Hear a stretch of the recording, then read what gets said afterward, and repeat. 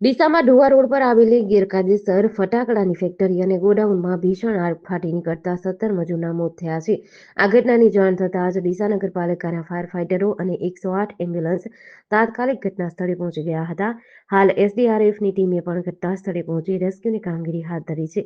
ઘટનાને પગલે ફેક્ટરી માલિક ફરાર થઈ ગયો છે અને મજૂરોની ઓળખ કરવાની કામગીરી શરૂ કરાઈ છે. ફેક્ટરીમાં બ્લાસ્ટ અને આગની ઘટનામાં તમામ મૃતકો મધ્યપ્રદેશના રહેવાસી છે. સૂત્રો અનુસાર આ મજૂરો 2 દિવસ પહેલા જ અહીં મજૂરી કામ માટે આવ્યા હતા અને ફટાકડા બનાવવાનું કામ કરતા હતા.